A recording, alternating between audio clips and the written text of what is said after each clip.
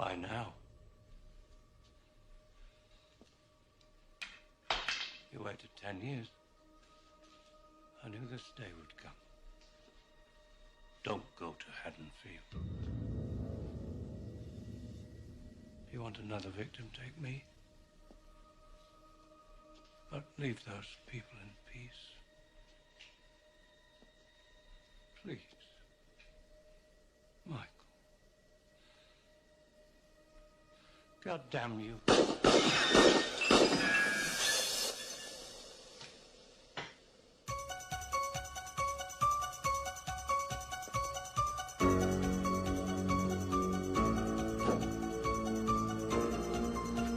Hello, everyone, and welcome back to The Pod and the Pendulum, your horror movie podcast that covers all horror movie franchises, one movie and one episode at a time. I am your host, Mike Snoonian, joined once again by my co-host, Jerry Smith. Jerry, how are we doing tonight? I am so good. I say this before every episode, but this one in particular, I am so excited to talk about Halloween 4. Like I was telling Mike before we started recording, this is the longest love of my life. Like, I love John Carpenter's original film. I think it's the best film ever created. But Halloween 4 is easily the first film that I just loved growing up. And I'm so excited to talk about it. So this was like a gateway for you almost into the... Oh, most definitely, man. Like Halloween 4 opened up so much for me as so many regards. Like, I love this movie with a passion. It's actually one of my top 10 favorite movies of all time. Excellent. So this should be a really fun episode tonight. And Jerry, can you tell us who we're joined by tonight? We are joined by my good friend and he's been on the show multiple times, and every single time he's on the show, I am so excited. Justin Beahm, how's it going, man? Hey, guys. Thanks for having me on. I appreciate it. Happy to be back. Happy to have you on. Yeah, last time we had you on was when we opened up our Friday the 13th franchise. So we're definitely excited to have you back on to do Halloween 4, which I think, to Jerry's point, like, I think everybody regards Carpenter's movie as the best of the series. I mean, with good reason, of course. I mean, it's kind of not even up for debate, I would say. As much love as Halloween 3 gets, I'd still say like John Carpenter's Halloween is one of the best horror movies, one of the best movies of all time. But for a lot of people, Halloween 4 is their favorite. It's the one they go to watch more than any other, and it's because it's just like a really fun slasher movie. Well, also, I mean, it's the one film out of the entire series that just invokes that Halloween spirit the most. And anyone that I'm an avid collector of all things Halloween. Like, my wife was driven crazy this week because Target came out with this new special edition and it added nothing. There's no special features whatsoever, but it's just the original and David Gordon Green's in one set on one release.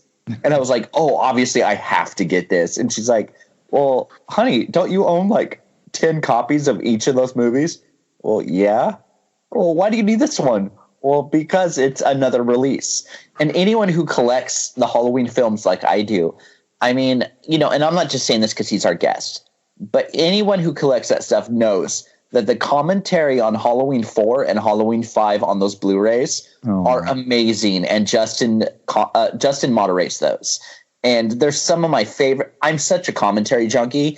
And so having Justin talk about this episode or this sequel means a lot to me because, I mean, even before Justin and I became good friends, I was such an admirer of his commentary with Alan McElroy for the Halloween 4 Blu-ray. So I am so excited for this episode. That was actually the Halloween 4. It was actually me and Dwight Little on that one. And Dwight Little. That's right. Yeah, and that was the first Blu-ray that I ever produced. And that was when I was at Trancas Films, and God, it was such an exciting moment. That and then Part 5 just at the same time. John Shanks, right? Shanks, yeah, exactly. And no one had ever brought Michael Myers to the commentary table before, and so I was really excited to do both of these, but especially with Dwight. I think that, and Dwight's someone who's kind of notoriously reclusive historically, and it took a little bit of discussion to get him on board with it. But then once we were there, he and I just had a blast, and I set up a signing at Dark Delicacies in Burbank. I remember that. And I asked if he would appear at it. And he said, the only way he would is if I was on one side of him and his wife were on the other. It was such a sweet thing. And I'm like, of course, man. And so that's exactly how it went. I'm like, well, I don't belong at this table, but if Dwight asks me, by God, I'm going to be there. I remember I interviewed Dwight Little for Icons of Fright back in the day when he directed an episode of From Dusk Till Dawn TV show. Yeah. And it was so hard because I love the show, but it was so hard not to spend 90% of the interview talking about Halloween 4 right. or Rapid Fire with Brandon Lee, you know? I had him on my podcast earlier this year, and I was just, he and I went in on a variety of different films that he's done over time. And he had so many great stories behind so many films. And it really, like, this guy, as much as we all love him so much in the Halloween universe, he's done some really incredible work and some adventurous work outside of the Halloween franchise that shouldn't be missed. And so I encourage everyone to hit up Dwight Little's IMDb and dig deep. And it's worth investing in every single film that he's ever been a part of, because the heart, the passion, and the meticulous skill that he brings to the table on every one of those projects is outstanding. And he's a real artist. Absolutely. Mm-hmm. Well, I mean, his film career is bookended. It's Halloween 4, and it's bookended by Free Willy 2, correct? Yes. And I don't mean that as a slight. I mean, like, Free Willy 2 was like a hit movie. It wasn't like it was like a follow-up. I mean, like, he got that. I mean, Free Willy was a massive hit back when, and I had aged out of it a little bit. So you're not going to get handed a movie, to follow that up if you're a slouch. And Free Willy 2 was a hit in its own right. So it's not like it's what's interesting to me is he's gone on to have a very prolific and steady career working in television. I wonder, Justin, if in your interview with him, if he ever kind of talked about how he got out of making feature films and kind of just got into making television. I think that he became known, and actually from the beginning, I think he was known as someone who could deliver on time and someone who could work within whatever framework the production needed. And I know that sounds like a relatively generic answer, but not every filmmaker can deliver that. Mm-hmm. And so, no, that's a big deal. I mean, that's no little thing. Absolutely, yeah. And I mean, it speaks to not only his ability to find his own artistry and sort of being okay with whatever he's handed, as much as it speaks to him being able to work within the framework of whatever's handed to him. So, and satisfy producers. So, and then this is not uncommon. If you look in horror, and Jerry, this might be a great topic for an article for you to explore at some point, is a lot of horror directors who have maybe done one or two films here and there, or spotty films like one every 3 or 5 years or something, many of them find great success in working in film, or rather television or commercials. Mm-hmm. And there's a reason for that. So they're not necessarily brought in. I'm not saying Dwight Little wasn't, but maybe he wasn't brought into Halloween 4 because of marquee value, right? But he was brought in because of a vision and a proven track record of being able to deliver what everyone needs on time within the parameters he was assigned. So, yeah. And with something more than just sort of a passive voice, because I do consider Dwight's films to have Dwight's voice in them, every single one of them, and his television work as well. So, in other words, he's sort of the best of all worlds for the people who are putting these things together. And while his legacy leans heavily in Halloween 4, again, I think if you were to look at his IMDb and look at the diversity there, that is not by accident. That is because a skilled craftsman can walk into any scenario and make it happen. Not everyone can do that, and Dwight can. Well, that and, I mean, he proved himself so well on Halloween 4 that, I mean, even as a child, I mean, as like a teenager, a tween, I went to the drive-in in my local city to see Rapid Fire with Brandon Lee, and I didn't watch it because of Brandon Lee. Yeah. I watched it because I was such a fan of Halloween 4, and I saw that it was the same director. You know what I mean? Like, the pressure the pressure that Dwight had with Halloween 4 going into it must have been monumental. You know, Carpenter and Deborah Hill and Tommy Lee Wallace, they took such a gamble on Halloween 3. And while it paid off for people like myself that just adored the movie right from the get-go, I mean, it bombed so badly that like the whole franchise was in question, you know? And so the not responsibility, but the pressure to come out with this fourth film that's going to bring back Michael Myers, bring back Dr. Loomis, these iconic characters, you know, like the pressure must have been monumental. And I just feel like Dwight Little and Alan McElroy, for that fact, they just knocked it out of the park. And I've always said right from the beginning, and I posted this on Twitter a little bit ago because I just wanted to give people a little like, you know, warning. I think Halloween 4 straight up is a bad sequel to Halloween. But to be honest, I feel like the only sequel that I feel confident in saying it's a great sequel to the original is David Gordon Green's. But with that being said, I think Halloween 4 is one of the best horror films of all time on its own. There is so much to love about this film, even outside of the Halloween franchise, that, you know, McElroy and Dwight Little together, they made such a film that just is so endearing to horror fans that it's impossible not to love it. And it does have its detractors. It does have the people that don't like it. But with that being said, I feel like they're outnumbered dramatically by the people that just adore the hell out of this movie. Mm-hmm. You know, it's funny. I was watching a movie last night on Shudder. There's that new movie Haunt that just was released, which is really good. Like, it was really enjoyable. But I remember, like, as I'm watching it, I just was thinking to myself, like, I wish the tone of it was more like Halloween 4, knowing that we were going to record this. You know, I was thinking specifically, like, I really wish that the tone of Haunt overall, in terms of its characters and how it's portrayed, was more like Halloween 4, where there's a looseness to it overall. There's this kind of sense of, like, the characters in this movie, if they weren't, you know, set upon by the psycho killer, were pretty fun characters and pretty fun people to hang around with, where in Haunt, you have like a main character that is dealing with family trauma. And then you have like your typical asshole character who gets way too much screen time and is kind of hard to be around at that point. Mm-hmm. And then you have like this storyline thrown in of like the abusive boyfriend, kind of like lurking around the peripheral. And it was a fun movie. I thought it really nailed the ending. And I would say anyone listening, if you haven't given that movie a watch, go to Shudder and do it. But I'm like, man, how much more would I like this movie if it had characters like Rachel and Tina, you know, and just like these kind of like fun, want to hang around, wanted to be them when I was about that age, you know, in high school type of character.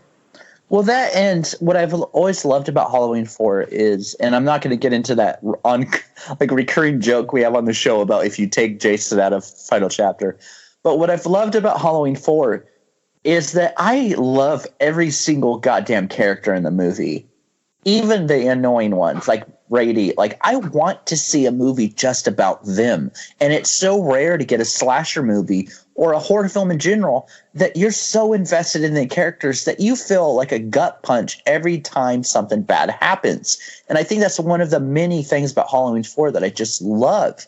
You know, whether it's Jaime, I mean, who, you know, I wrote an article years ago for Icons of Fright about how Jaime Lloyd was always doomed from the beginning, you know? Like, right from the beginning, it seemed like the odds were against her.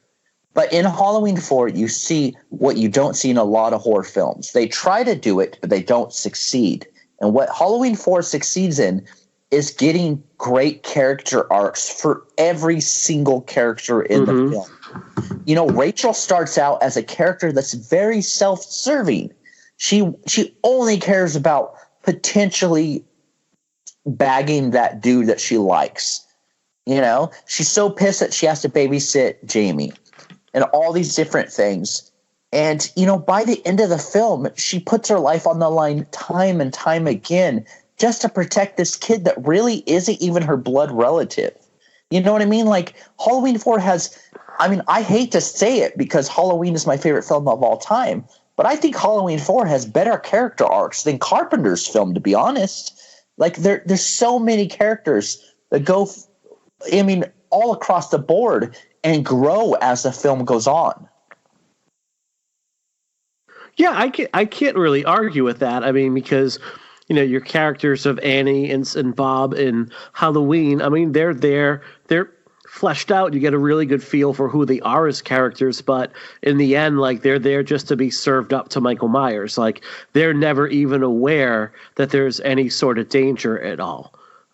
They spend the whole movie not really worried that someone is after them. So there's really no arc to be had for them. Although, I think credit to Deborah Hill's writing, you get a really good feel for who those characters are when they're on screen, and you like spending time with them. Again, like, really important thing about like these movies is like you just like spending time with these characters. And I think you see this to me is like one of the last really good slasher movies of the 80s. And you start to see like a real shift where you don't necessarily like the characters going forward in a lot of the horror movies that come out in the wake of this movie overall. I think that a lot of what makes Halloween 4 work is that the mythology of Michael Myers has already been established. And there was a transition between the original and Part 4, arriving in 1988, to movies being, in many ways, about the beast, about the monster. Yeah. All the people who had grown up fans of the Universal Cycle, of all these different, like, we grew up loving those things, and it's not to say that we didn't care about the characters that were around them, but ultimately it became the monster that drew us to these franchises. And those people were in power by the time 1988 rolled around, mixed with the boom of practical effects and all the things that were possible at this time in that realm. And as a result, what came out of it were things like the Blob remake and Halloween 4 and a lot of different movies. Carpenter's The Thing really initiated the whole thing, where we got a chance to more fully flesh out the monster, because where they used to have to hide it in shadows and brief shots before, now we could see it in all its glory. And we could really explore the realms and push the boundaries of what was possible with these creatures. And I think Halloween 4 is a direct product of that. And I think that it arrived at the perfect moment where everyone was clamoring for more monster while simultaneously looking for some comfort food. And that was a return to sort of the storyline established in the original 2, with Michael Myers being involved. Definitely.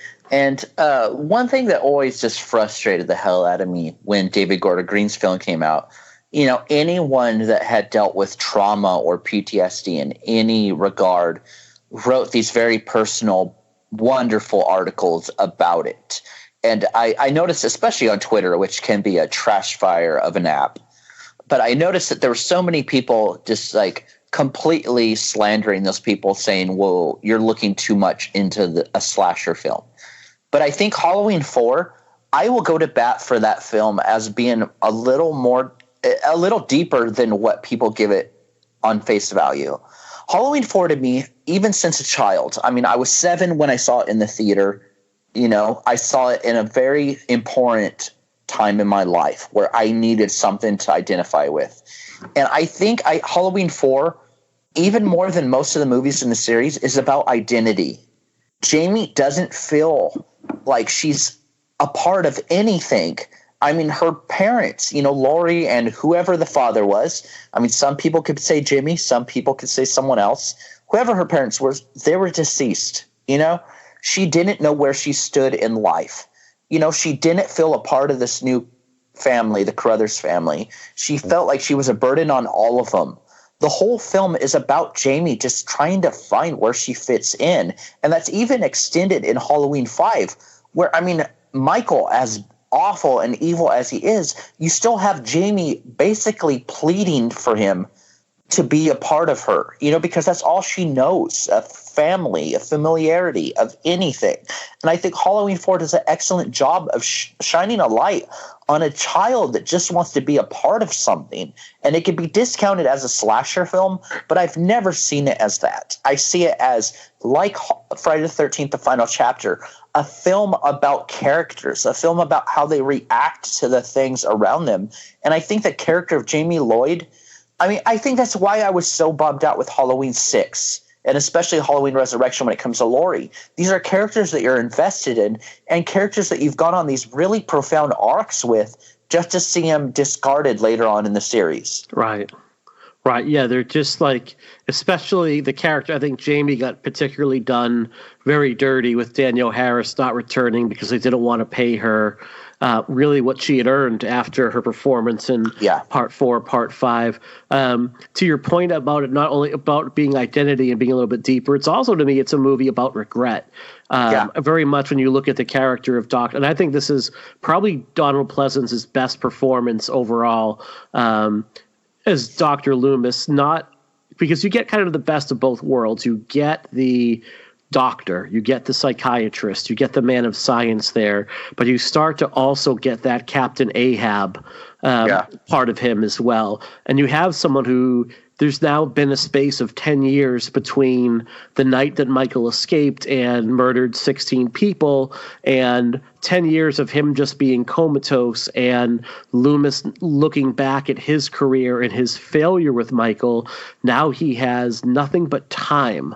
And every day you know that this is a man who's just tormenting himself, wondering what else could he have done in order to prevent Michael from escaping, in order to prevent Michael from going on that rampage. And it's very much, and we'll get to one scene in particular we'll get to, I think, later on when we get more into our discussion of the movie. But I think it's Pleasance's best performance as Loomis overall. Oh, I agree 100%. And I'm excited to talk about the scene that I know you're talking about. But I actually think there are two scenes in the film that really define where Loomis is in Halloween 4. And I'm so excited to get into those.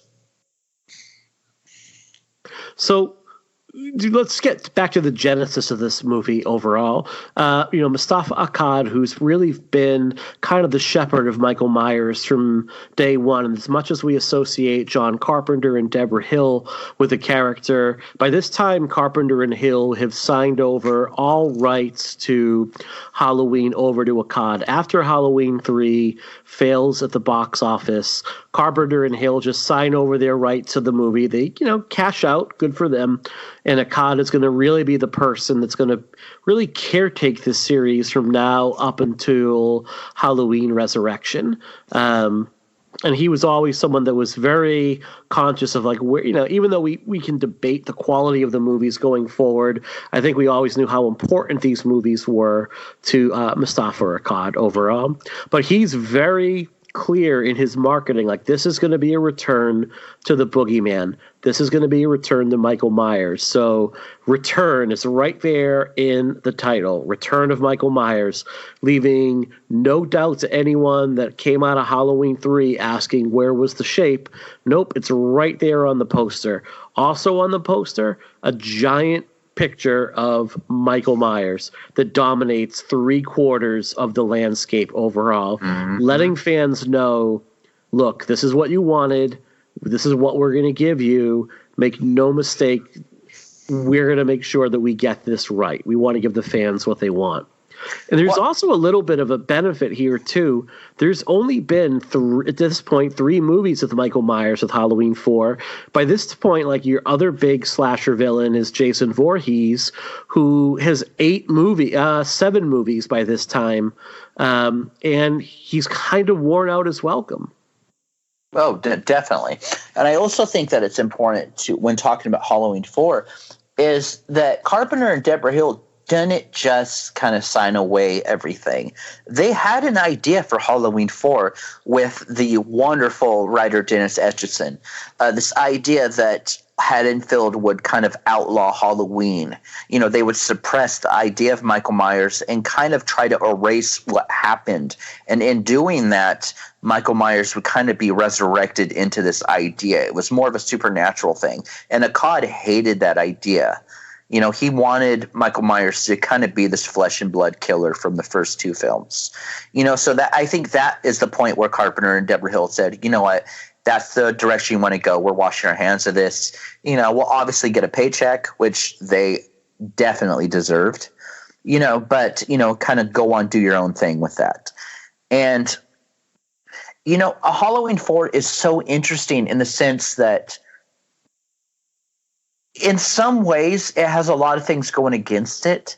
I mean, when we're expected to give the suspension of disbelief, and I'm 100% able to. But I understand where some of its detractors would be like, well, the guy kind of got set on fire and shot in the eyes twice, and his eye poked in the first film, and he's been in a coma for 10 years, but he has no muscle atrophy whatsoever. He just gets up and he's chill. I understand that, but there's so much charm in the movie that I am so able to just say, I'm okay with that. You know what I mean? Like right from the beginning, right from that credit sequence, which I to this day think is one of the best opening credit sequences of all time. If you ever want an example of a film that just gives you the vibe of what it's going for right from the beginning, it's Halloween 4. It's impossible not to feel that beautiful tone of just the Halloween season when watching this film.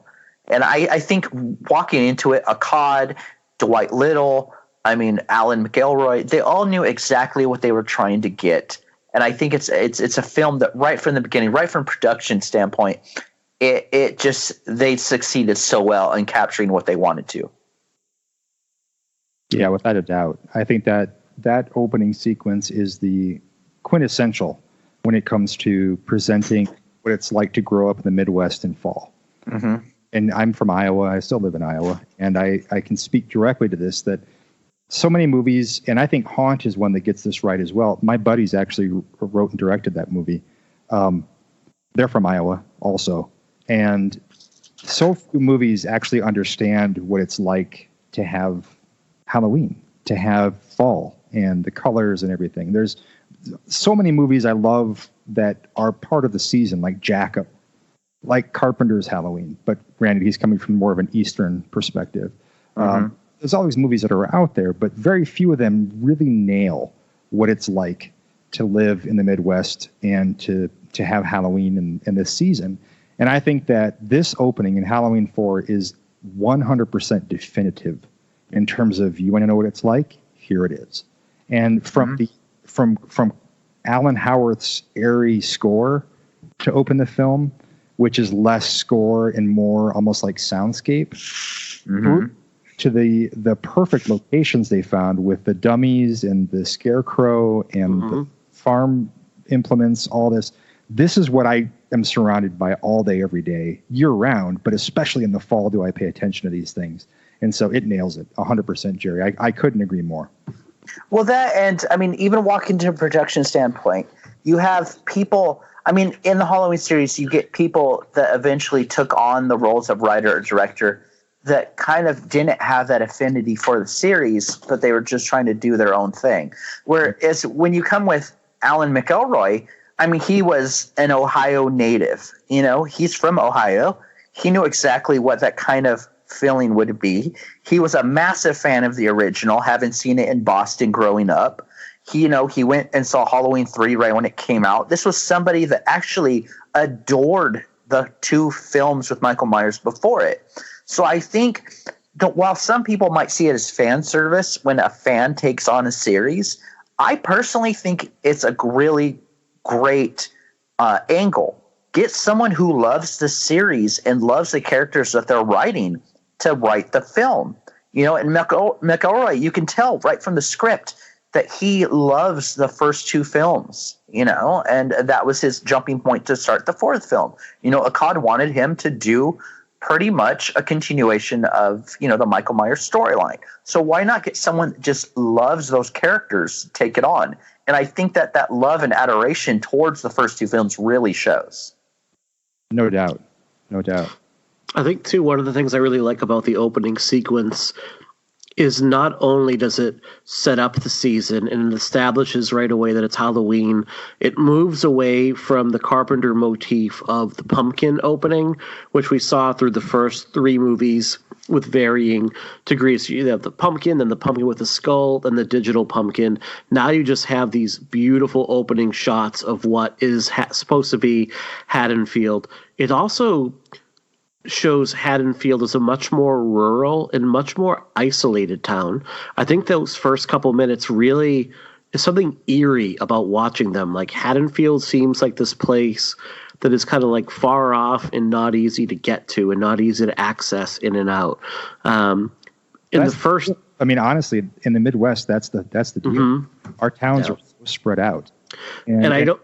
There are many, many miles between, and so establishes there's what makes this place perfect for this, and why John set the first movie in Illinois in the first place, is that there's natural seclusion built into this, where the police station would not have immediate backup. But those first two movies never really have the sense of seclusion because of, they're filmed in Pasadena and it looks like a small town, but it doesn't feel like it's isolated from everywhere else. Carpenter never invested in establishing the world of Haddonfield. Mm-hmm. You know what I mean? Like his story was about the people. And that's John's specialty. He understands people so well. Mm-hmm. And he did create Haddonfield technically, but this is the first movie to take you outside the sort of outside of the sort of the town, what would you say, geography, into the realm of what's around it, which you find out here is as sparse as would be expected in the Midwest. And so that works so well. And in a way, it's nice that the first two were established the way they were, and that we get to the third film involving this mythology. And now is when we get to zoom out a little bit, because by now, as I mentioned earlier, and to beat this horse to death, the term mythology, the mythology around Michael Myers and the Shape is firmly established. And that began with part 2, the nurses talking in the parking lot. Everybody's sort of like murmuring about what may or may not be happening, what they heard were, rumors about what might be going on with Michael Myers and stuff. And now it has become part of the lore of the area. And that is, lore, mythology, word of mouth, and rumor, those things are like scripture in small towns. Mm-hmm. And here in the Midwest, this would be the defining. I got interviewed for 2 different things a few weeks ago in Villisca, Iowa. I chose the location. In Villisca, Iowa, in 1920, there was 8 people, a notorious unsolved axe murder of 8 people. And it is arguably the only thing that Villisca is known for, and one of the few things that Iowa is even known for. So it's this notorious thing that is, all these years later, the shingle that town hangs its hat on when it comes to why people come to that area. There's literally no other reason to go there short of visiting the axe murder house. You know what I mean? Mm-hmm. So for me, this mythology makes absolute sense. And I think that the way that they set it up in Halloween 4 is perfect. So I'm sorry to interrupt, but all of that, just to say that it's a real masterstroke. Mm-hmm. Also, we talked about multiple times in the Friday the 13th series of this podcast about how it was obvious what was filmed, geography-wise, other than the other films. It is obvious in Halloween 4 that it wasn't filmed in Pasadena. And while the Friday the 13th films, when they strayed from where the original few movies were filmed, it was noticeable in a negative way, I feel like Halloween 4 benefits from filling kind of that small town vibe that Salt Lake City kind of gave, for being filmed there. I think Halloween 4 kind of reduces what we've seen in the first 2 films into a small town kind of vibe that makes it even easier to get on board with the characters that it's presenting you with. I think, too, that this movie lets you see the scars of the town, and you see the impact that night in 1978 had. That the first 2 movies, and it makes sense. Like in the first movie and the second movie, Michael Myers is known as a 6-year-old boy that killed his sister. And yep, that is very horrific and a really terrible thing. But I think that if you were from that town, you would almost always see him as that 6-year-old boy and not necessarily be afraid of him. In this movie, Michael Myers is a grown-ass man who's killed 16 people in the span of one night. And he is forever going to be that town's boogeyman at that point. And you can see the scars and you can see the impact that night had on Haddonfield as a whole. And I really, really like that about this movie. Well, there's a lot of aspects that, even as a kid, I identified with, dramatically. Jaime living in the shadow of what her uncle was, that was such a tough thing to watch as a kid. My mom had a history of drug abuse and various other things. And there was a fugitive on the loose that was a friend of hers, and she hid the fugitive under our truck when I was a kid. And the cops found the fugitive and and arrested my mom for it. So for the longest time growing up in the small town that I did, I was forever known by my mom. You know what I mean? And it was nothing I could kind of get rid of. And I've always identified with the character of Jaime. I mean, right from that opening scene, not opening scene, but the scene at the school where all these kids are kind of brutally just being cruel to her about there's a real meanness to that. Absolutely. It's so mean-spirited. But this cruelty of who her uncle was that had absolutely nothing to do with who she was as a person. I mean, right from the beginning, this poor kid and this poor character, right, had no chance whatsoever. And I feel like that tragedy of the character made it that much easier to kind of get on board and kind of almost live vicariously through that character. It's a real bookend to the scene in the first movie where Tommy Doyle is tormented by some kids coming out of the school where their boogeymen are going to get you. The boogeyman's going to get you.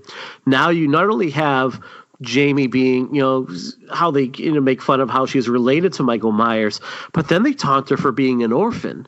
I mean, there's a real meanness and real edge to that scene where this poor 7-year-old girl is being tormented not only for who she's related to, but for the fact that she has 2 dead parents.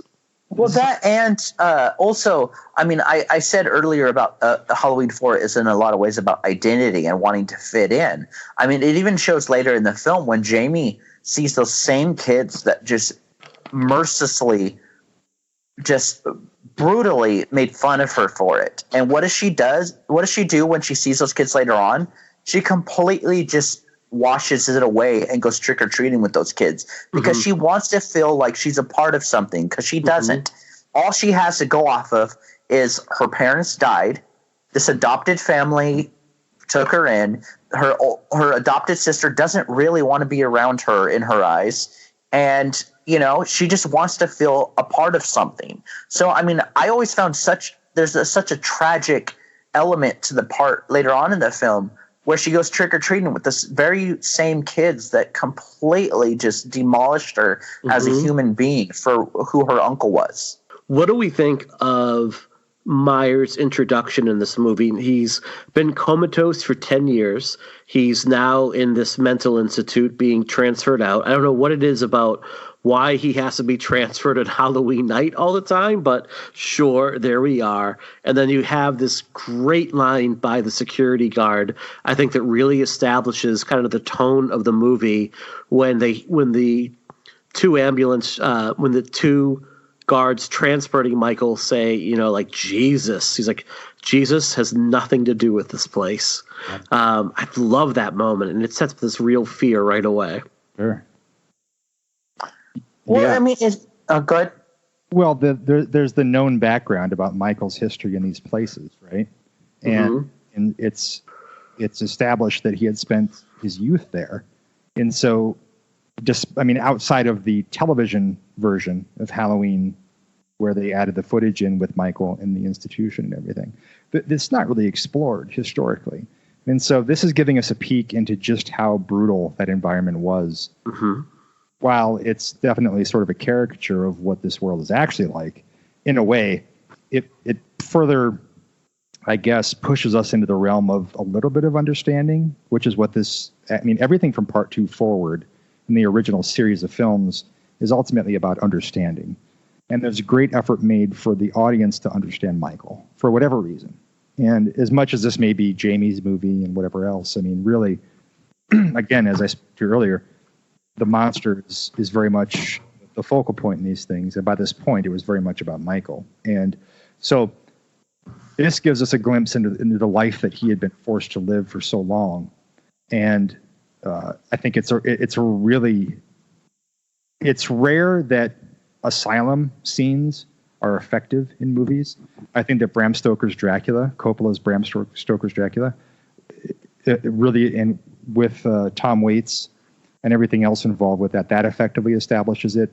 I think this does, where most slasher movies especially, which really use this trope over and over and over again, so few of them take time to present this kind of stuff with any kind of reverence or any kind of consideration. And I feel like Halloween 4 does. I think that in a brief moment, even though they don't spend much time there, it tells you what you need to know about what Michael's been through and also what has been feeding him leading into all the events that were to follow. Mm-hmm. And by 88 too, you're starting to see the era of these places being of mental health patients being deinstitutionalized as well. That your mental health population is no longer just being thrown into what is essentially a prison and then shut away from the rest of the world. By this point, what you would see in a few years is most of this population, the non-criminal population, would have been put in residential homes. Like they would have a small group environment, they would have residential caretakers. So you're going to see a shift in just how this population is going to be treated in the real world overall. And you do get enough in this movie to get a real sense of fear from this population with the screaming, and that there's the one patient that is being let out in the straitjacket early on. So it's different. I mean, without being too over the top. It's effective without giving you too much and going too overboard in its depiction. Mm-hmm. No, I agree 100%. Mm-hmm. I mean, that, and I mean, right from the beginning,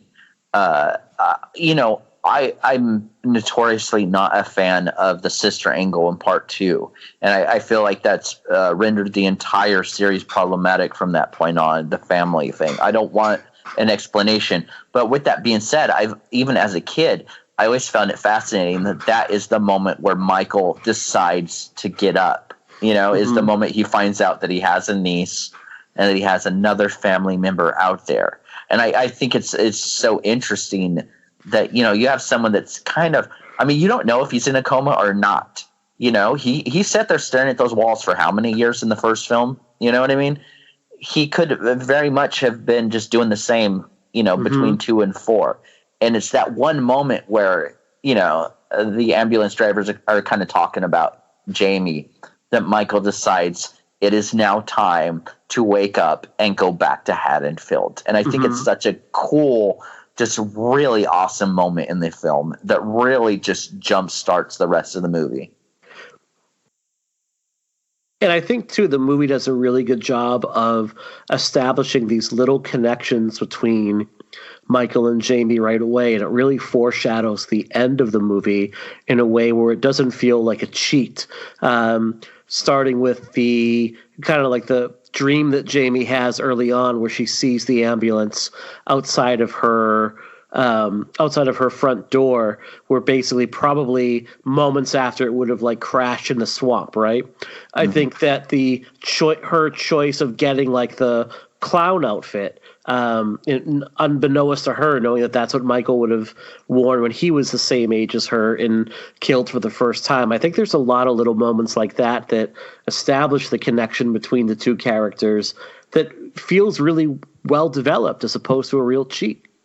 Well, that, and I mean, even more than just the telepathic connections that they kind of tried to do at the end of 4 and a little bit of 5, I think it also speaks on genetics. You know what I mean? Like, I'm not telepathic whatsoever, but I deal with a lot of the same hindrances that a lot of my family members dealt with as far as mental illness and that kind of thing. I think everyone is so quick to jump to part 5's kind of telepathic connection. But, even taking that kind of stuff out, Jaime is very much connected to her uncle, Michael Myers. And that I think that deals with a lot of the same tendencies. I think that deals with a lot of same mental issues. And I've never liked the telepathic connection, but I've always understood why those little tendencies were there, because growing up, I felt those same tendencies to a lot of my family members. You know what I mean? Like, I had an uncle that very much became an alcoholic later on in life and kind of went through a lot of mental illness. And, I kind of discounted that as a kid. As an adult, I went through the same kind of things. And it was only then that I kind of saw Halloween 4 in a different light. It's not the telepathic stuff that connects Jaime to Michael. It's those genetics. And I think that Halloween 4 does a good job of showing that kind of your family genetics and your family kind of DNA strands come to play later on, even if you're not directly influenced by those people. So what do we think overall, speaking of Michael, what do we think overall of George Wilbur's performance as Michael Myers? It's much different from what we saw with Nick Castle in part one. It's a much different kind of shape that we have in this one over here. It's almost Michael Myers. He's much closer to what we see out of Jason Voorhees, that almost undead superhero at this point with his strengths. But what do we think of moving in this direction overall? Yeah, I think it's very much the product of its time. And that's a similar conversation to what I mentioned earlier about the effects world and the sort of one-upsmanship that was happening from film to film at this point with the practical effects. So I think there was a bit of keeping up with the Joneses when it comes to what they were wanting with this and what they were needing to do. And for whatever reason, right or wrong, I always got the feeling that the people involved with this felt that they couldn't tell a story like was told in parts 1 and 2 in 1988. That was not appropriate for audiences at that point, and that they might have needed something a little more, a little bigger, a little more bombastic. And even when they were shooting this, I mean, a lot of the crazier stuff in this film was added after the fact. So Dwight Little still very much kept it within arm's length. He didn't allow it wasn't all thumbs through foreheads and throat rips when he was making the movie. All that stuff was shot afterwards, which speaks further to the keeping up with the Joneses aspect of this. If they're testing the film and it's testing next to Friday the 13th part whatever and whatever else was out at the time, I mean, a subtle sort of haunted maniac story isn't gonna cut it for a lot of audiences who are looking for more and louder and bigger and bloodier. And so what happened here is that they took the nastier side of Halloween 2 and made that the focal point in a lot of ways. But I think what's amazing about this film, and what's amazing about when you're talking about the performance of Michael and the presentation of him, is that he is less human than he's ever been before. So at this point, like in the original, there was a lot of ambiguity about what's his motive. In the second film, of course, they establish what the motive is for him at that point. By the time 4 comes around, Michael really he's almost like zombie Jason, where he's equal parts mythology and monster, not as much man. And so I think that it makes sense the way that they've handled him with this one and the way that Wilbur portrayed it, because he needed to be a completely unsympathetic character. Where if you were to watch, if you start getting into the psychology of the first 2 films and thinking about Michael's perspective on things and what he had been through and what might be motivating him, I think that it can lead you down a lot of roads that might go into the realm of empathy to some extent. Whereas by the time part 4 came, they wanted to wash that away completely and hand you another franchise matinee. And that's what Wilbur and everyone here established was a franchise. Yeah, and it's very supernatural and kind of ghostly feeling in 4. It's not the kind of human / pure evil vibe of the first 2. I think Wilbur's Michael Myers in 4 is very in the shadows, almost like he never does it, obviously, but even as a kid, I felt that portrayal of Michael Myers kind of floating, if that makes sense.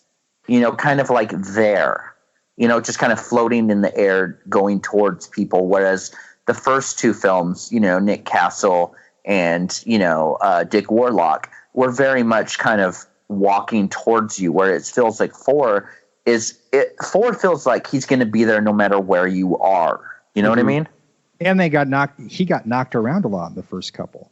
Kind of like Friday the 13th part 2, where Jason, he spends half the movie on his ass.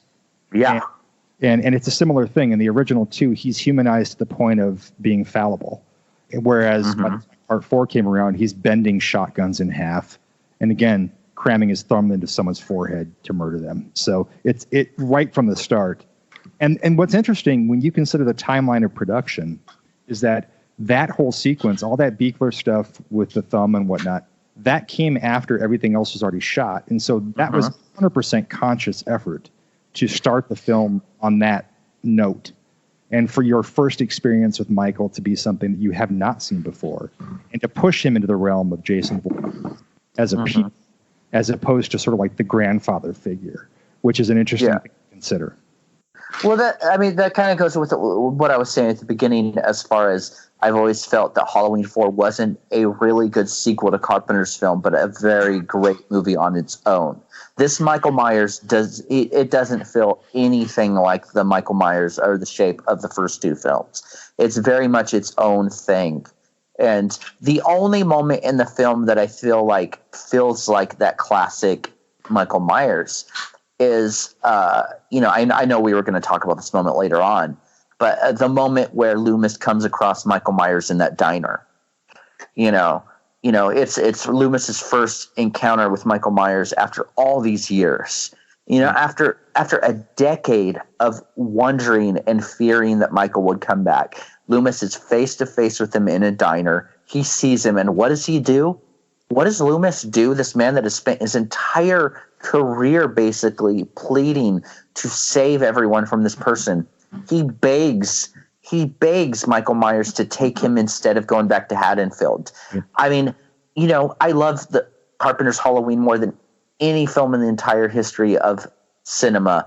But I think that moment in Halloween 4 is my favorite moment in the entire series, because there is a defeated feeling on Loomis that just says, I can't do this again. You know what I mean? Like, I can't go through this again. I'm not able emotionally or physically to do this. If it saves those people, just kill me. And I feel like that's the one scene that you see Michael just kind of standing there, kind of like that hedge scene in the first film. You see him stand there, and it feels very much like the Michael Myers of the first two films. Aside from that, it doesn't feel like that at all, in my opinion. I would second you and say that I think that might be my favorite moment of the whole series, and it might be Pleasance's best moment in all the Halloween movies that he appeared in, because there's just this desperation in his voice, and also resignation that he knows his words are falling on empty ears. That Michael is so far gone and has no intent of listening to him at all, and that damn you, Michael, and then raising the gun. He does not want to shoot Michael. You can tell, like, this isn't the Loomis of part 1 and 2 that is running around with a 6-shooter, like having to have it pulled away from him. This is someone, he does not want to fire that gun at that moment, but he knows there isn't any other choice. Like, there's nothing he can do to ever reach Michael at this point, and he knows it. Well, there's that heartbreaking tone in his voice when he says that damn you, Michael thing. Where it's like, that he knows that as much pleading as he does to Michael, that it's not going to work. And there's that moment of saying, you know what, I'm going to have to do this again. And you could tell it on Donald Pleasance's face and in the way he delivers that line, that he knows that this is going to be the fight of his life. And in that very moment in Halloween 4, when he's looking at Michael and he says those lines, that Loomis, if you look in his eyes, that Loomis knows that he will die trying to stop Michael Myers. That is his life's meaning at that moment. It even predates that in the film to me. It's when they encounter he gets the call and they encounter the ambulance turned over under the bridge. Mm-hmm. And Loomis walks up to it, and you see him sort of considering the remnants of the chaos that had ensued there. And you see this desperation in him. How he moves goes from kind of slow and methodical to more frantic, and getting we've got to stop him, and we've got to get there. Like, Haddonfield is where he's going, and we don't know where he's going. But Loomis is like, no, he's headed to Haddonfield. Like, this is legit. There's no clearer sign that we need.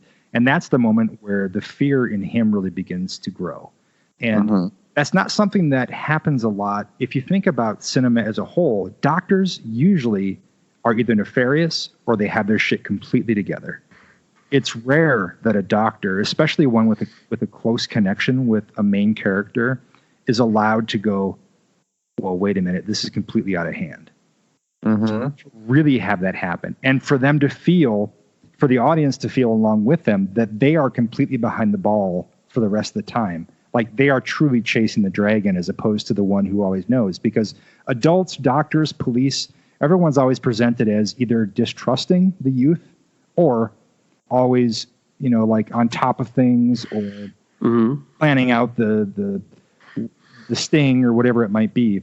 But here, it's absolutely not the case. In fact, the authorities in all the Halloween films are usually almost irrelevant to what's happening. Loomis is their conduit to the reality of what's happening. And so if we were to compare it to something like the original Blob, it's like Loomis is Steve McQueen and the rest of the kids saying, this shit's real. And then the police are on the other side going, we'd rather play chess and cut jokes because you kids are a pain in the ass. But it's Loomis who they're talking to here as opposed to the kids, because the kids in this world are absolutely terrified and they're screaming for help, but just to those immediately close to them, which is very real. You know what I mean? Well, there's also two things that I think are very important to address. We talked about in the past episodes how Loomis in the first film is kind of telling Brackett to kind of have his people kind of be chill and not worry about it, kind of like keep it quiet or else everyone will see him on every corner kind of thing. By 1988, when Halloween 4 comes, Loomis knows where he went wrong with those first, that first night, in 1978. Mm-hmm. So that is where his shift comes from, going, no, keep it quiet, to everyone needs to be alert. That, and I feel like it's always such an easy target for people to, and I will mention this more in the next episode for Halloween 5, but I think it's an easy target for everyone to say, well, Loomis is batshit crazy in Halloween 5. He's crazier than Michael Myers. How could he not be after all this shit? You know what I mean? Like, he has spent his entire career, and after thinking that it was done in 1978, in 1988, he's at it again and goes through the hell that is Halloween 4. We can all say that we would be stronger emotionally, but I would break in 1978, let alone 1988, having to deal with all this shit again. Sure. You know what I mean? Like, how could Loomis not be off his rocker by then? And I think that really speaks to how there were victims outside of the ones that are just stacked up as a body count. And I think that you see, Loomis's degeneration, like the way his sanity degenerates over time, over the course of these movies. I think when you see Sheriff Brackett in part 2, like completely crumble when he uncovers Annie's body.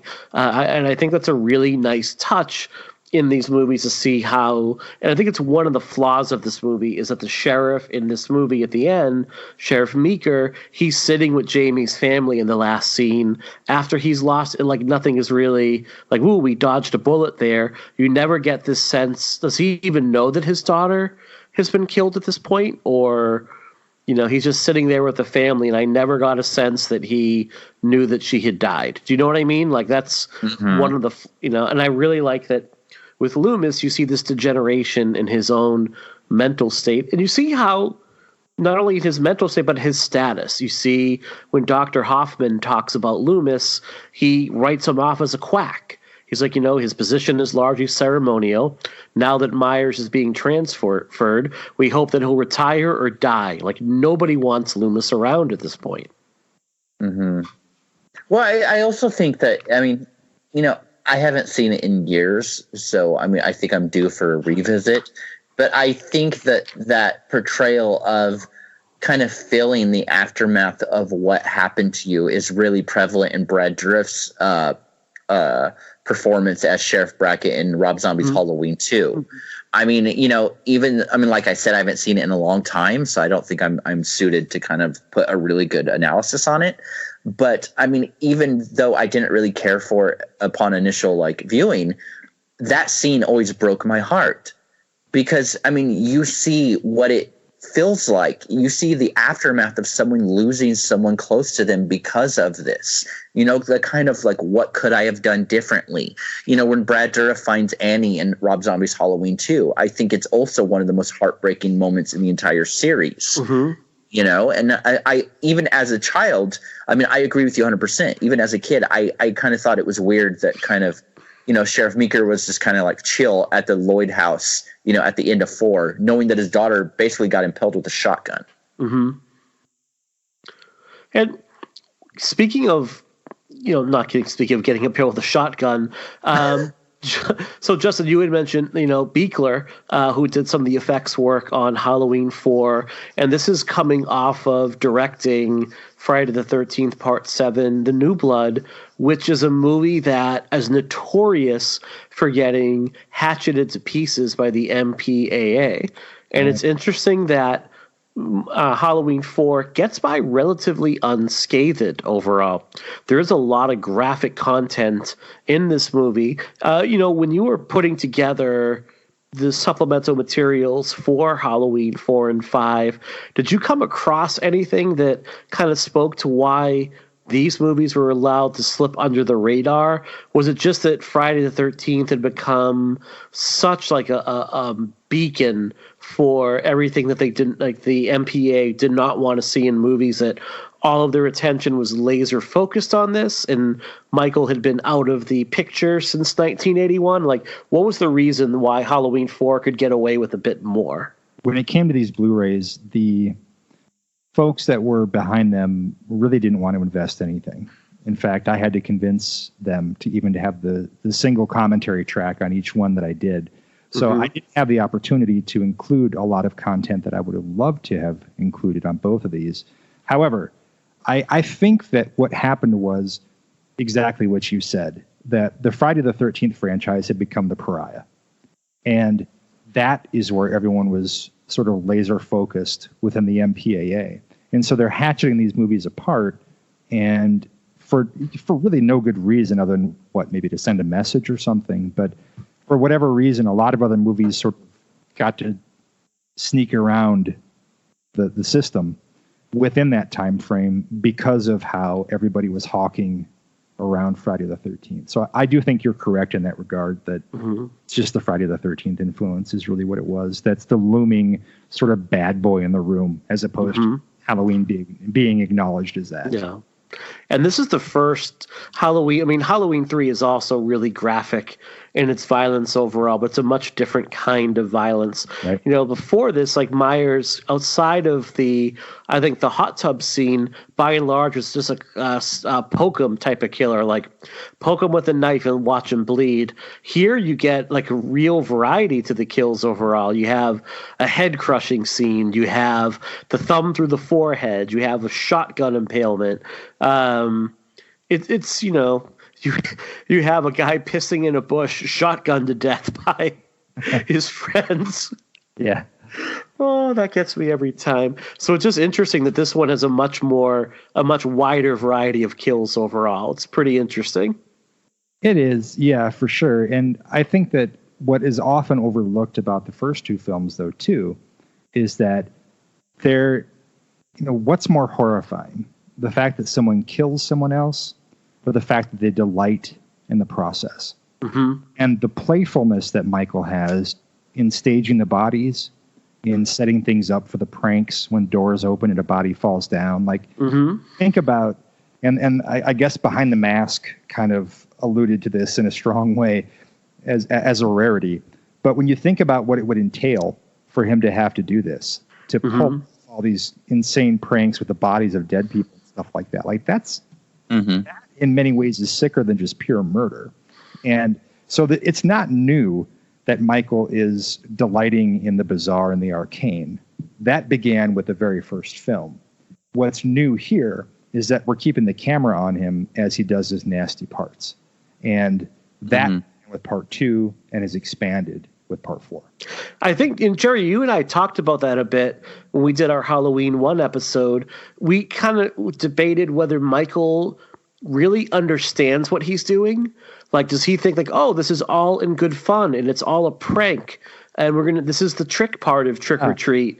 Or does he, you know, it's like this almost like some childlike thing to him overall. He doesn't quite fully grasp what he's doing. And I really like that you kind of hit on that, Justin, that, you know, there is this playful kind of side to Michael that that's the reason he only kills on Halloween, is because like he gets to do tricks on people and it's acceptable for him to do so. Right. Well, what I also think about Michael Myers, and it's interesting because it's a fairly new movie. I think maybe like 10 or maybe 12 years old. Is I kind of associate Michael Myers with the character of Sam from Trick or Treat. Mm-hmm. You know what I mean? Like it's not maliciousness per se. It's more of like Sam kind of embodies that spirit of Halloween, that trick or treat thing. You know what I mean? It's not like calculated like I'm going to ruin this person's life. It's the spirit of Halloween. And I feel like Michael is pure evil. And what does evil like to do other than destroy? And I think part of playing those tricks on Halloween is part of destroying the fun of it. And I think Michael Myers, I don't think he really kind of knows what he's doing per se, but at the same time, I feel like there's this kind of devilish satisfaction that comes from setting up these kind of horrible horror pieces. I think you're right. Yeah, and I think that I think that you can look at those two characters as like different sides of a very similar coin overall. So I would like to move on a little bit, if that's all right. If we can maybe talk a little bit about the human character. We talked about Loomis, but I'd like to talk about the teen characters a little bit. Rachel, Danielle Harris is Jaime, in a little nod to a non-returning Jamie Lee Curtis. Because I think Danielle Harris gives maybe the best child performance of any kid in a horror movie in all of the 80s and early 90s overall. No doubt. Well, I think one of the biggest tragedies in the Halloween series, obviously Laurie getting killed off, just completely unceremoniously in Halloween Resurrection. But I also think the jump from Halloween 4 to Halloween 5 is a big one for me. You get a character like Jamie Lloyd who is so identifiable and relatable in Halloween 4. And, you care for that character. And Danielle Harris gives such a good performance in 4. And you go to 5, and there's so little to work with. And I think that that's one of the many things about Halloween 4 that really works for it, is that Danielle Harris is she's great in Halloween 4. She's so it doesn't feel like acting. A lot of times in horror films, you could tell, it's a fun film, but it definitely feels like acting. I think when it comes to Halloween 4, the performance that doesn't feel like acting whatsoever is Jamie Lloyd's character. It's so relatable. Mm-hmm. And I think that and the chemistry she has with Ellie Cornell's performance as Rachel Carruthers, it's hard not to feel emotionally invested in those characters because, like I said, there's an arc. Rachel at the beginning doesn't care. She only cares about herself. By the end of the movie, she's so she's so on top of just putting herself on the line for Jamie that, it's hard not to love this movie because it gives you so much character-wise to latch onto. I think that it also it's exploring taboos in a way that the movies that came before didn't. Mm-hmm. I see that in part 1 and 2, because part 3 is very much in the same vein of preying on children. Mm-hmm. Yeah. And where a lot of our sort of Grimm's fairy tales focus on terror for children, a lot of what we experience and a lot of what we create does not. And this is a movie that absolutely revels in that. And to greater extent, part 5. Part 5 is straight up, it's almost 90 minutes of child abuse in terms of how Jamie is treated in that movie and how Loomis makes a pawn out of her. So I agree with you in terms of the leap from 4 to 5. Like on many fronts, it is a drastic shift for everyone involved. And I think that part of what makes part 4 work so well is that Halloween 2 has really, I would say, the only real character development or sort of character augmentation is between Laurie and what's his name, Jimmy and Jimmy. Outside of those two, it's just non-existent. But with Halloween 4, you really are spending the bulk of the running time with Danielle and Ellie as Jamie and Rachel, and you're seeing them in moments that a lot of movies don't allow you to spend much time with people in. And yes, they're fleeing from Michael, but they're doing it through a suburban landscape. They're not stuck in a building. They're not on a boat. They're not wherever, you know. I mean, like it's a further exploration of the terror in suburbia concept that John originally explored in the first Halloween. Because part 2 is isolated in the hospital. That's still relatively foreign to most people. Whereas moving through your neighborhood streets, over the fences between houses, and all this is all very, very relatable again. And so we're spending the bulk of the running time on foot with Jaime and Rachel, dealing with whatever happens to come their way. So it isn't just Michael, it's everything. It's their entire environment that's around them that works against them. But I think that those two are really ultimately the heart of this movie. More than Donald, more than Michael, more than anything else. It's Ellie and Danielle that are the engine behind Halloween 4. And you also get to see the inner workings of Jaime in this movie too. You get to see what not what motivates her, but what she's afraid of outside of just Michael. And you see that in that dream early on when in her dream, she says to Rachel, like, do you love me like a sister? And Rachel says, well, you know that we're not really sisters. And to what you had said before, Jerry, this like real fear of being alone and not being a part of something is so deeply entrenched in her, which how could it not be at that age, losing what she's lost. And then when her foster parents find her, she's in her closet clutching that box of mementos to her with all her pictures in it. Well, that, and I mean, even from a character standpoint, what did Jaime have at the beginning of Halloween 4?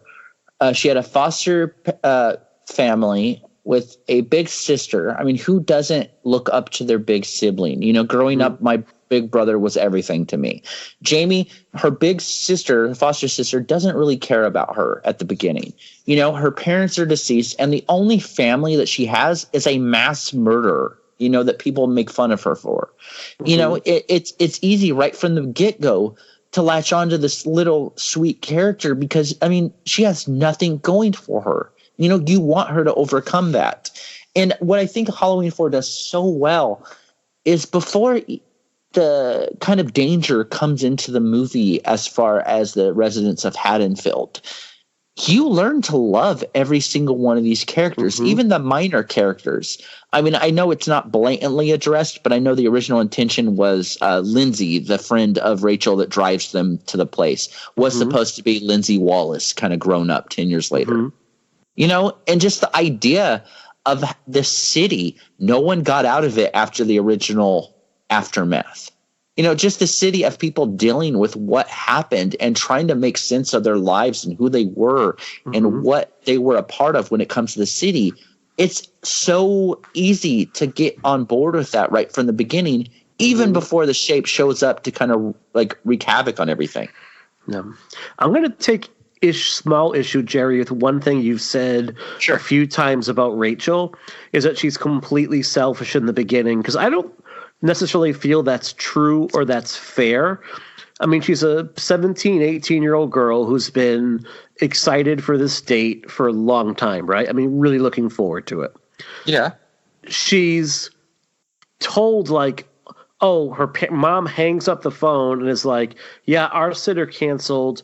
You have to cancel your plans and watch your foster sister. So there's really no time to process. And her reaction isn't to argue.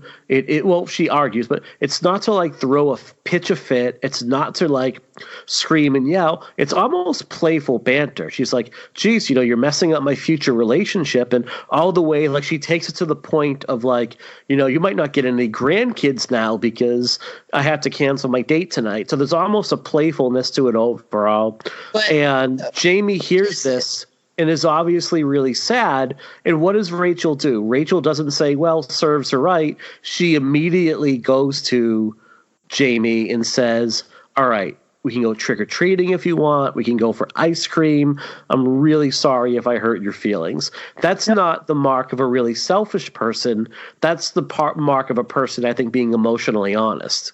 No, I understand that, and I'm not arguing or saying you're wrong, but at the same point, counterpoint to that, her whole demeanor is about herself.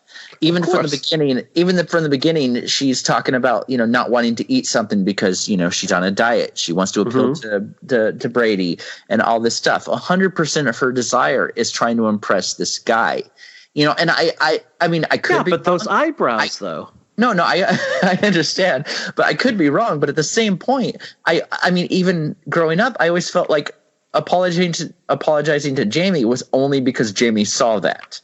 Do you know what I mean? Like, we've all been there at some point of our lives where we're just kind of only thinking about ourselves, and it's only like when faced with the reality of the situation that you kind of feel bad and realize that you're not the focal point of the world. You know what I mean? I feel like, and maybe I kind of worded it wrong when I said she's completely selfish from the beginning. But what I mean, like, really is that she kind of doesn't see the whole picture until it's kind of brought to her face. You know what I mean? Like, she doesn't realize that, like, there's other people kind of going through stuff. And, and as a teenager, who isn't kind of like only focused on themselves? I don't mean that she's a bad person. I mean, per se, like, she kind of only saw the big picture when Jaime was kind of in danger, and she's realizing, wow, it is my job to protect this kid.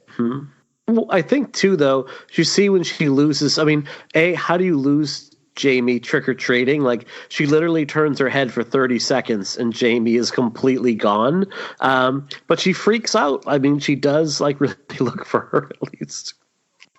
Well, I mean, and it's easy to lose a kid when the kid's, like, instantly shacking up and hanging out with the kids that completely called her a loser and an orphan and made fun of the fact that her mom's dead. I mean, I guess that's Jamie's fault, Like, I mean, as a kid, I held grudges as a kid. Anyone that would made fun of my mom, even though I wasn't close to my mom, anyone that made fun of my mom, I wanted them dead. I didn't go trick-or-treating with them. Oh, man. So what else can we say about Rachel? Because I think that she is one of the better final girls, and I honestly don't think that she gets the credit that others do overall. Like, I could almost hold her up there with, like, not quite as high as Ginny in Friday Part 2, but not too far below that. And I think it's because she's, killed off so casually in Friday the 13th Part 5 that we don't regard her. Halloween Part 5 that we don't regard her like we should. But I think she's a pretty great character overall, and a pretty tough character. And she's a protector. She's one of the things that were not offered in a lot of Friday the 13th films is anyone serving as protector. If you think about what she did through Halloween 4, and even through as far as she got into Halloween 5, is that she was always ultimately there for Jaime.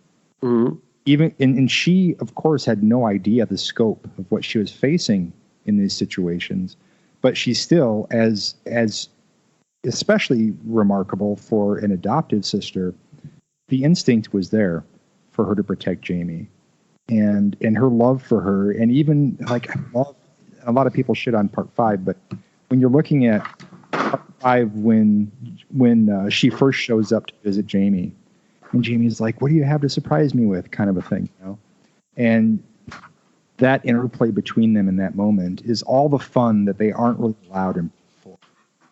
So as bleak as Part 5 is, it gives us a glimpse into the sort of more realistic world of their relationship than Part 4 offered us in a lot of ways. And it's further testament to the fact that she's more a survivor. She's a proactive, like, protector. She's the guardian angel in a series that really doesn't have any guardian angels. Because even Loomis is largely ineffective against Michael Myers, clearly. I mean, how many sequels and how many movies and how many people died on watch while he allegedly knew everything about Michael and what his intentions were.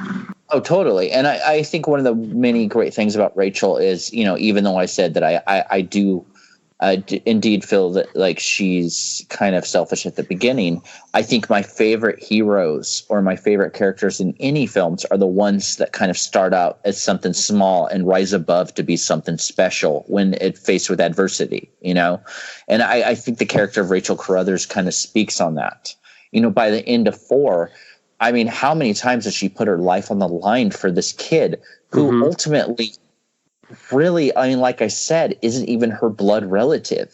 You know what I mean? Like she is just, it feels like she knows that she's destined to protect this kid. And I think that that's what makes 5 that much more heartbreaking, is that this person that went above and beyond to protect someone is just kind of killed so just almost like a second thought in 5. And, you know, I'm not even trashing that. I actually love 5 very much. But I also think another thing about 4 that maybe people don't think about or don't talk about as much is the cinematography. I mean, you know, Peter Collister shot the film, and I think it just looks gorgeous, and it's such a good film, and it kind of has a cinematography that you don't see in a lot of slasher films. And it's interesting that, you know, he went on to shoot Problem Child and Poetic Justice of all movies. You know what I mean? Like Halloween 4 is kind of like the low end on the totem pole for him as far as career. But I mean, the film looks great. I think it's one of the best looking Halloween films in the entire franchise. I think I love the lighting of the movie overall. I love some of the candlelit scenes. I caught something on my last viewing of it. There's a scene where the deputy and, I think it's Kelly are speaking to one another, and when you look in the background, like way in the background is Michael.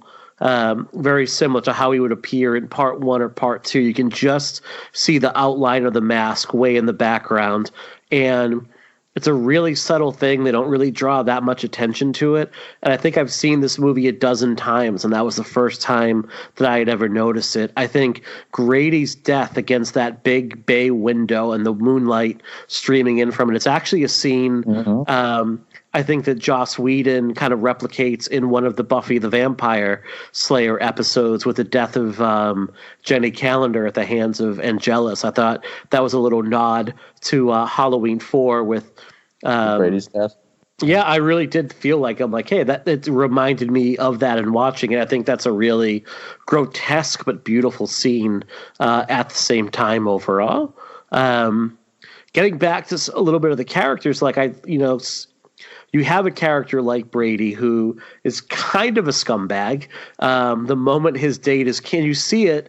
The moment that Rachel cancels his date, he immediately looks up and eyeballs Kelly. Like, his plan is set in motion less than 2 seconds after his date is canceled. You kind of knew where he was going to end up that night, and he doesn't look all that disappointed overall. But even he has this kind of redemptive arc where, he ends up sacrificing himself. As I watch my old cat slap my kitten in the face for no reason, even he ends up redeeming himself by protecting these 2 women. Well, I think that's what Halloween 4 is, essentially. It's a film about people redeeming themselves. You have Rachel, you have Brady, you have so many people that kind of find their inner courage throughout the film. And what I think is funny, and I've always loved this line, and it's one of the most quotable lines from any Halloween movie, is that very scene where in the kind of pharmacy / costume the place. And what I love about Halloween 4 the most, more than the really deep, I think, themes that go on, is how quotable the movie is. Mm-hmm. You think about Carpenter's original and there's totally, but other than that, maybe, one good scare, that kind of stuff. But the fuck you Wade scene in Halloween 4, I mean, we've all known one douchebag named Wade. We've all, in our life, there has to be at least one. So that is the one scene of that film that I could watch over and over and over. That it takes that dread that the whole movie has set up before it and kind of gives you that kind of spirited kind of carefree mentality for a little bit that you find yourself laughing before the shit hits the fan, essentially, And what's funny is you never see Wade again after that scene, right? No.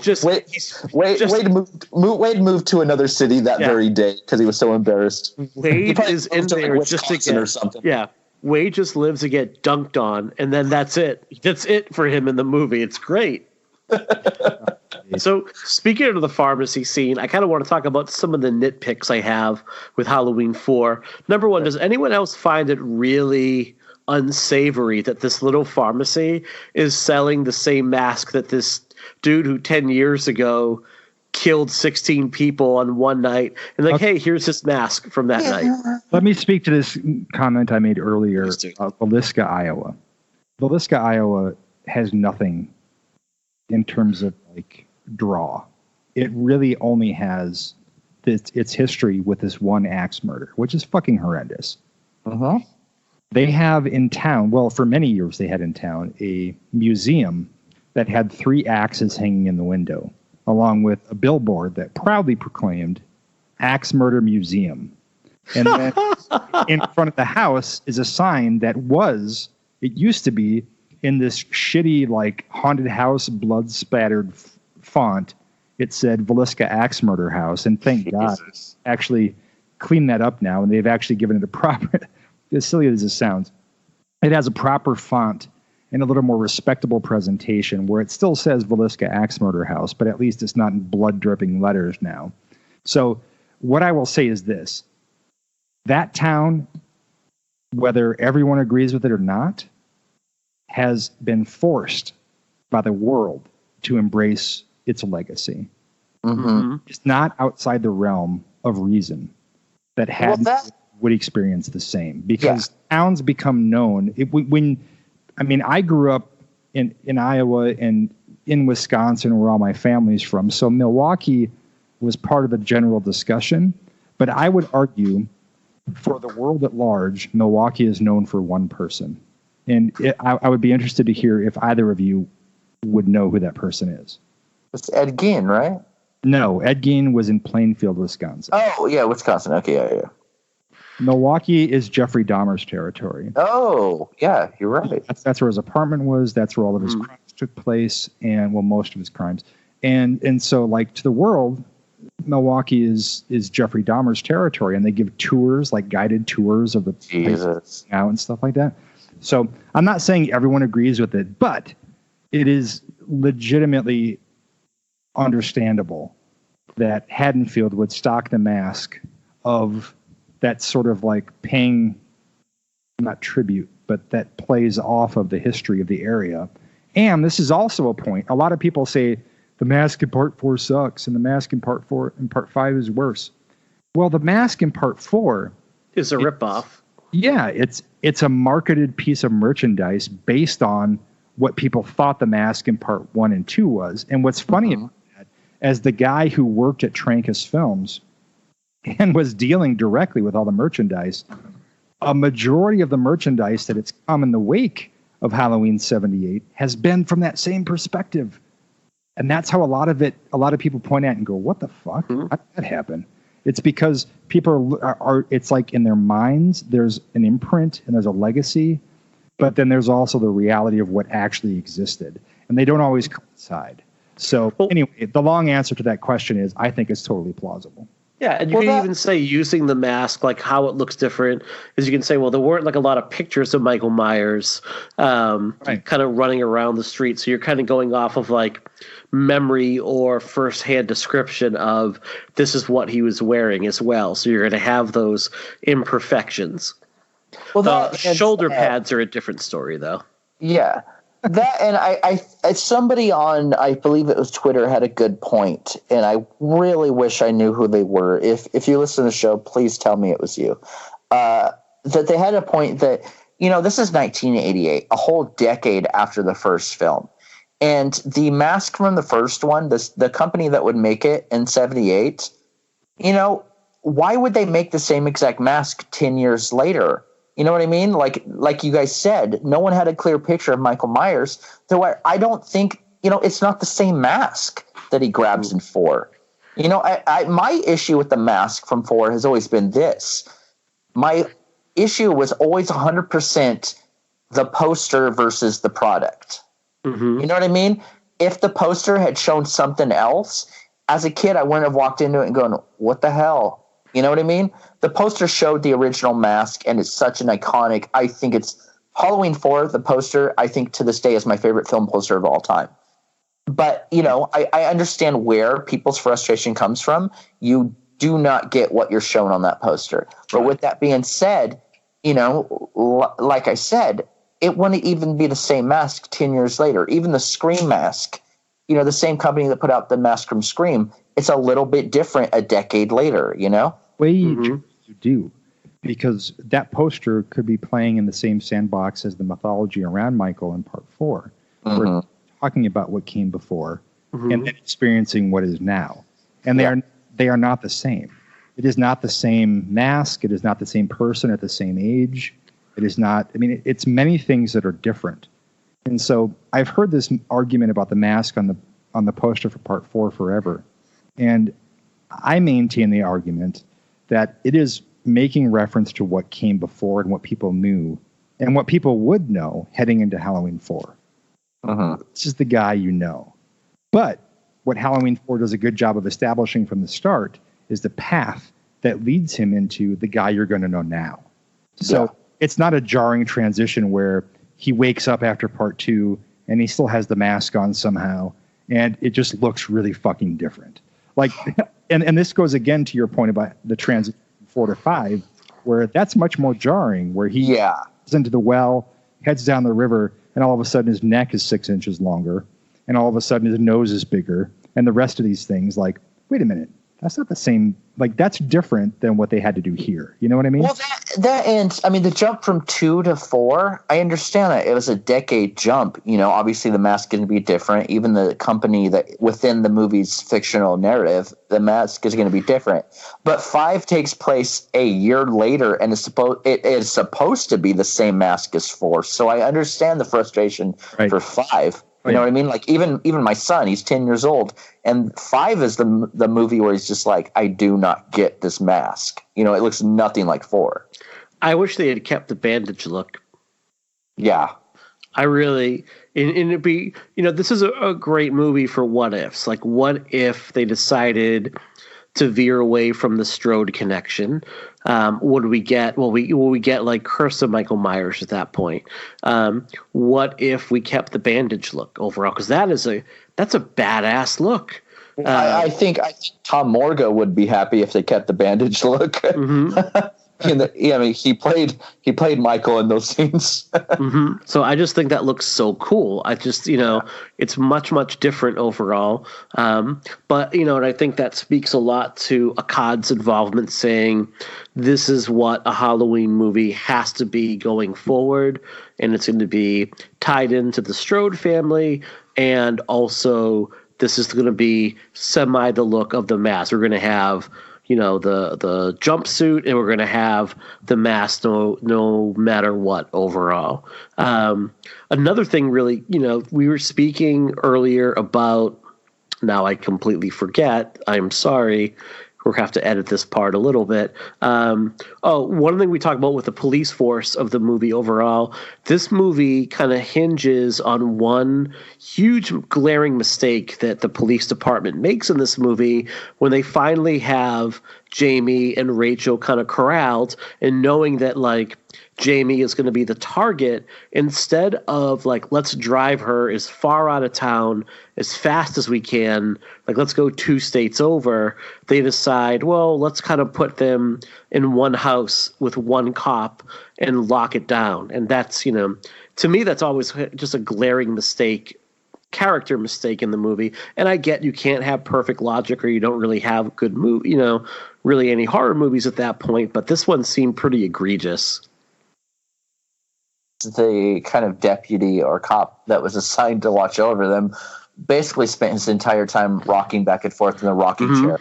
You know what I mean? I'm not dissing any police officers, but if I was a police officer, I'd probably be at that door holding a shotgun ready to blast someone in the face. Like, I think that guy was just so chill, just hanging out in the rocking chair. I mean, it's funny to watch.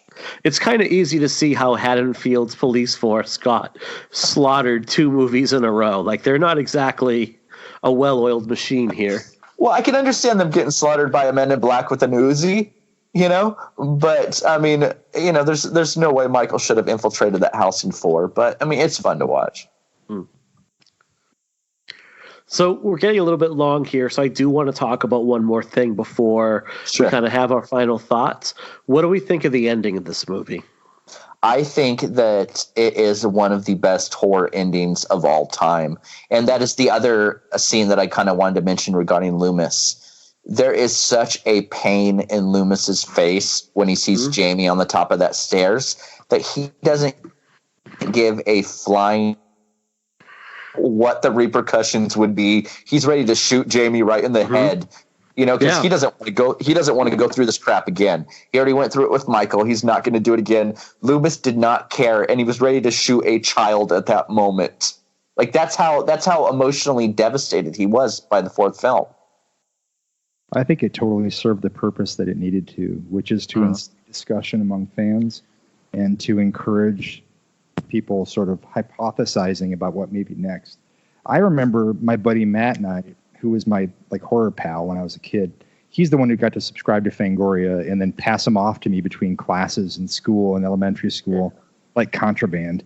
And we were at a writers' conference at Cornell College in Mount Vernon, Iowa, and we were riding the bus home. And I'll never forget this. He and I just spent the entire bus ride back from Cornell to our school discussing what happens next. Like, I can't believe this. Like, is it going to be Jaime or like, what's the connection with Michael? And it was very much, and if it's grabbing two kids that way, it had to have captured everyone in that regard.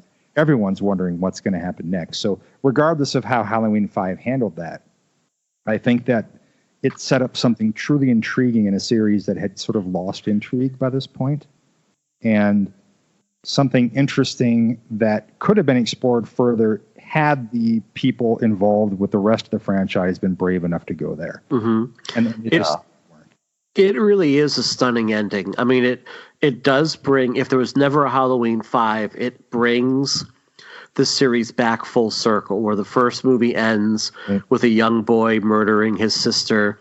This movie ends with the implication of a young girl murdering her stepmother, her mother for all intents and purposes. And that, we had talked about this idea of just evil being out there in the world. And Jerry, to your point of saying how a lot of times these illnesses are passed down, now it's been passed down to this young, innocent girl that we've spent this whole movie not only rooting for, caring for, but being afraid for. But you spend this whole movie being terrified for her, and then to have her do what she did at the end. But not only that, when Meeker pulls the gun away from Loomis, he doesn't know that he's aiming his gun at a 6-year-old girl. He's just saying, hey, I'm going to not let this guy shoot a civilian. And then the look on Meeker's face when he sees that it's Jaime, but also realizes how far Loomis was willing to go is beautiful. I mean, it's a really great closing shot. There's a drop in Meeker's mouth, and I don't know if you've noticed it, but I've noticed it every single time I watch a movie where, he's so involved in the action of taking Loomis's gun, putting it down, that, his mouth is kind of raised up a little bit. And as soon as he sees Jaime, his eyes droop and his mouth just kind of sinks. Yeah. And I think it's one of the most heartbreaking looks ever, because even Meeker at that very second has this look of, oh my God, this is where it's going next. And I think it's such a good cliffhanger. And I think more so than any other series at this point, the Halloween franchise was not afraid to end on a dark note. You have the ending of Halloween 1, where the shape has escaped into the world and disappeared into the night, and that evil can be anywhere and around every corner. Part 3, I think, Jerry, you, Izzy, and I were all in agreement that you get a lot of dead kids on your hand come November 1st, right? And now you have this implication that Jaime Lloyd is now going to be your next Michael Myers. And to your point, Justin, it would have been like a bold move to have your next movie set around this child killer. And what a taboo that would have been. I mean, I can't think of maybe Bloody Birthday, and the tone of that movie is so different from this movie. And Children of the Corn, I guess, but again, much different movie than what you're getting with the Halloween series overall. Well, even Mikey, I don't know if you guys are familiar with that movie, but that was one I really loved in the 90s. It's basically this manipulative, murderous child. And it's just such a fun movie to watch. It's called Mikey. I think you would pick it. So what else do we have to say about the town of Haddonfield and its inhabitants? Like, I know we didn't mention Bucky, who is one of my favorites. And that Bucky's a construction worker. He's so easy to fly through the air into a power line. No, I think the one thing that can be said about the town of Haddonfield is they're untrained assholes. Yeah. I mean, I think in the franchise of Halloween, more innocent people get murdered than any other franchise, whether it be, Halloween 2's Ben Tramer, God rest his soul, rest in peace, Ben Tramer. You would have been something special. Or Halloween 4, I forget his name, but I mean, that guy was just like in the park and they just mowed him down because the bushes, like Haddonfield's fucked up. But I also think, I don't know if he's from Haddonfield, but one of my favorite scenes in the movie, and I know Justin appreciates this character too, because I interviewed Justin years ago, and one of the things that we kind of clicked about on this character is Reverend Sayer. Oh, Jesus. How do we not talk about him? God, that is one of the coolest characters ever committed to film, I think. And I would love to see a movie just about that guy and his quest to kill those demons. He has to be cousins with Crazy Ralph. Right? And it offers, for me, you talked, Jerry, about your favorite moment with Loomis, and I agree that moment is powerful in the gas station and the diner. But for me, anytime anyone asks about my favorite Loomis moment, it is absolutely the moment with him and Reverend Sayers. He gets in the truck, and they start talking about their sort of shared goal, their shared prophecy to topple evil, and the fact that they're both chasing the dragon, and then he hands him a bottle.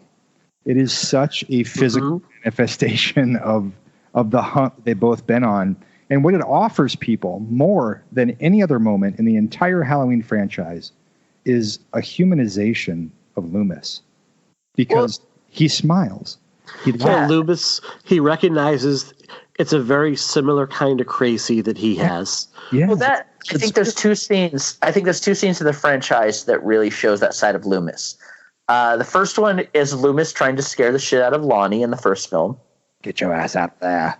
And he has such a devilish look on his face, like. And in the fourth. No, right? And then the fourth film, it's with Reverend Sayers. It's like Loomis has that smile, like almost a break from the hell that is coming his way. Right. Kind of enjoy this soft moment with this fellow traveler who seems to be on the hunt for the very same thing he is. Absolutely. Well, it's this recognition that you're not completely alone in the world, that others share your mission, that you don't have to walk this completely lonely path. And that's what I'm saying about Halloween 4. It's on face value. Yeah, I understand that. It's very much on the surface a slasher movie. People discount that, and the reviews were brutal when it came out. But I will always stand on that hill declaring that Halloween 4, like I said, is a film about identity, about finding yourself in something and finding your part in something, whether it's Jaime, whether it's Loomis in that one scene with Reverend Sayers, whether it's so many other things. Even Rachel trying to feel a part of something. She wants to feel a part of something with Brady. You know what I mean? Well, she wants to get filled by Brady is what you're saying. That too. I was kind of being around with that, but you were up. But no, I think Halloween 4 of all movies is about that. And I think it's just a perfect film in general about it. Mm-hmm. I do think that it's important, like I said in Halloween 3, and maybe Halloween 2 or all those episodes, I do think that we should discuss, even briefly, the contributions from Alan Howarth. Okay. Because Halloween 4, wow, that's crazy. Sorry, I just saw an article on something. Alan Howarth, I think, added more to Halloween 4 as far as soundtrack than most people did in the entire series, aside from Carpenter.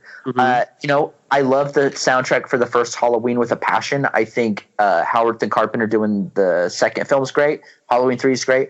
But when it comes to writing and having music on as a background, my go-to album has always been, for over a decade now, has been the Halloween 4 soundtrack. I think it is one of the best pieces of original music for a film ever composed. I think it invokes that spirit, that kind of aesthetic of Halloween so perfectly, and I just have nothing but great things to say about it. I agree. I mean, I've been a fan from the beginning, and I've bought every release of every Halloween soundtrack that has ever existed as they came out. Mm-hmm.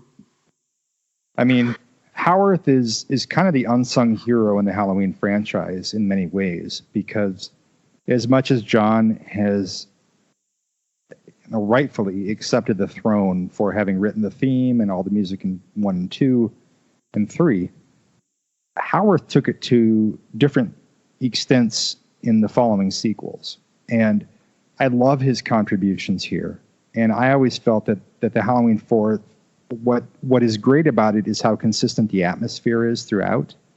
So it sets the table in the beginning with that sequence we discussed. But then it also maintains that as a thread throughout the rest of the music for it. And it interweaves the theme here and there, sometimes in really subtle ways, sometimes in blatant ways, but it does it with mastery. And I think it's one of Alan's absolute masterpieces, without a doubt.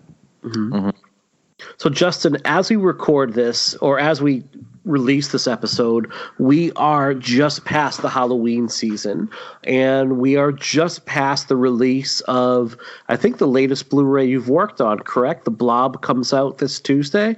Correct, yeah, the 29th, yep. So, it looks stunning. It looks like there's a ton of material with it overall.